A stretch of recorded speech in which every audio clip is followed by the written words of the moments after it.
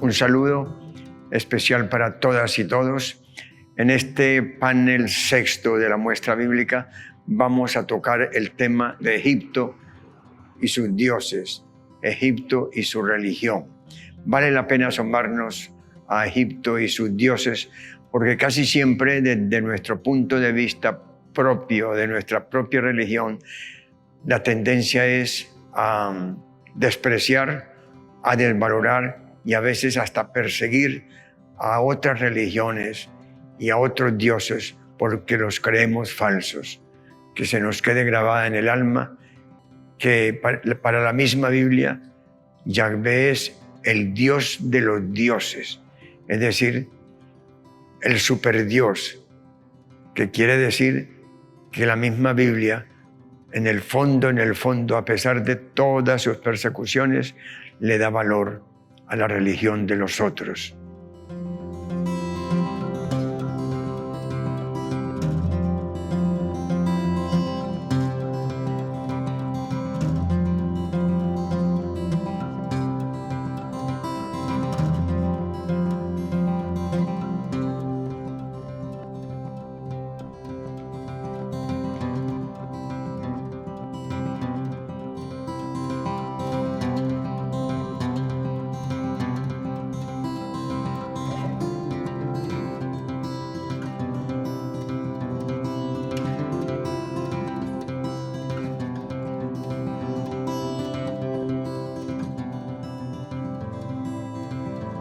Comenzamos la visión de este panel sexto con un principio antropológico de mucha importancia. La antropología religiosa insiste en que Dios existe, pero el ser humano lo reviste.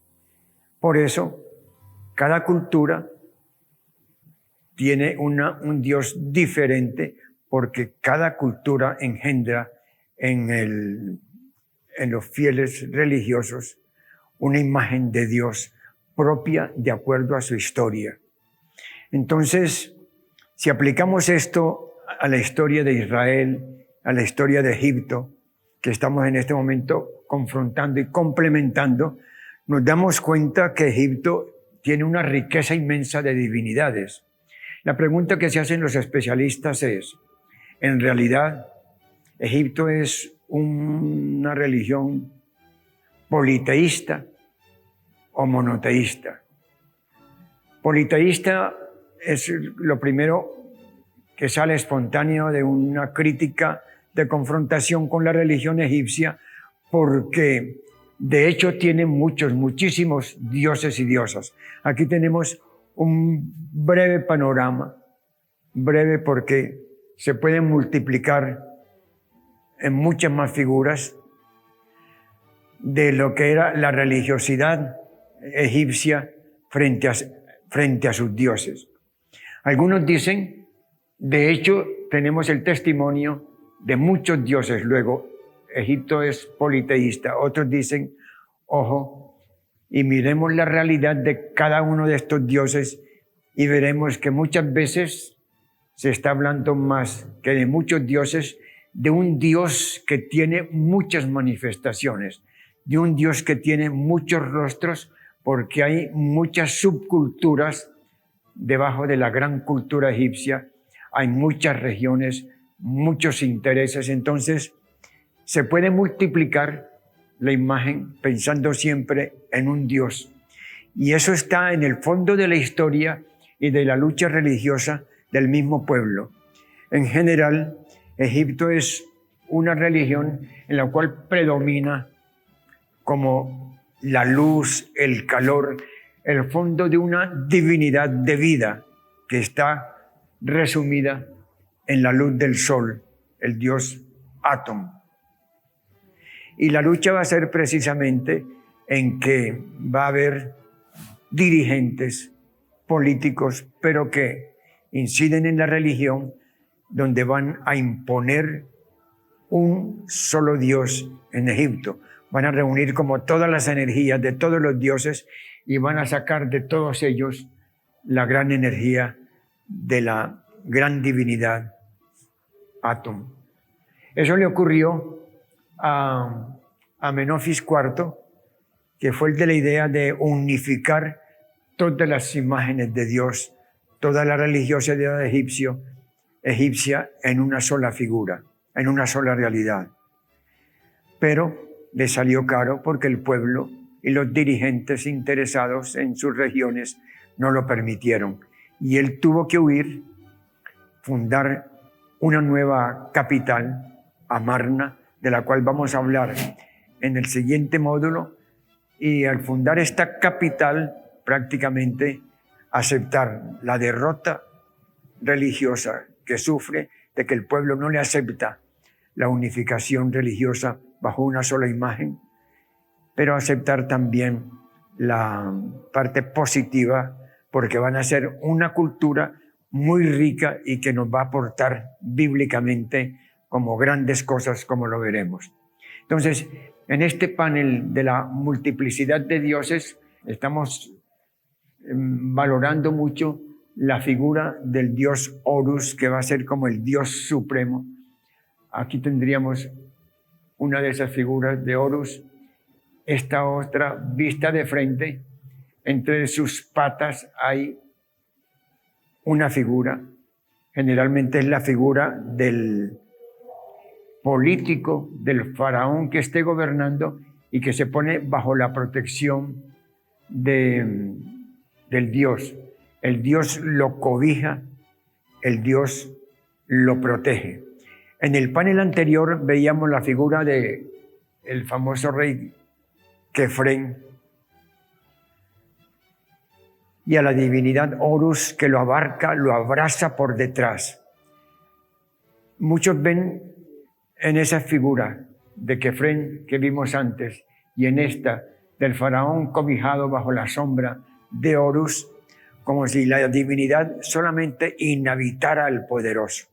Es una lectura posible, pero también es posible la lectura de que el Dios que protege a todo el pueblo, protege de una manera especial al que lo gobierna. Entonces gobierna en nombre de Dios y por eso tiene tanta influencia en lo religioso, pero gobierna siempre bajo la protección de un Dios que al proteger al rey está protegiendo la nación. En ese sentido también tenemos esta figura de Anubis, el dios del panteón egipcio con cabeza de chacal que domina el mundo inferior. Este Anubis es el que acusa al fiel después de su muerte, haciendo que su corazón, si no tiene bondad, si no tiene justicia, sea echado a los perros, es decir, se le condena al mundo inferior de la oscuridad. Y en este proceso donde la religión se liga con sus dioses, y estos dioses son inmortales, aparece también la inmortalidad del ser humano que prolonga su existencia más allá de la tumba. Y por eso vale la pena que nos fijemos en la momificación. La momificación es arreglar el cadáver del difunto, dejándole la boca abierta, sacándole las entrañas que pueden descomponerse, para que la divinidad entre por la boca y se quede habitando aún después de muerto el cuerpo, la realidad del ser humano.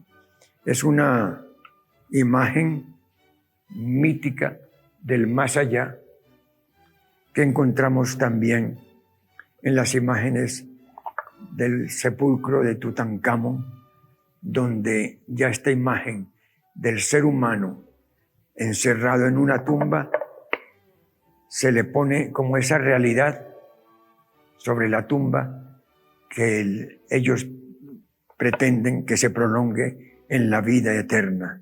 Entonces, también Israel, en cierta forma, recibe la idea de inmortalidad del ser humano, la alimenta con la literatura misma egipcia.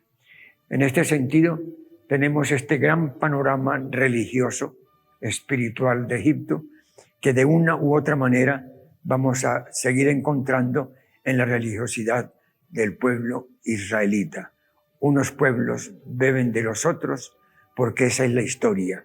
A pesar de la opresión, en la opresión se le puede sacar partido a la religión que lo mejora, embellece y prolonga los valores de esta vida y los hace eternos, pensando en otra vida posible.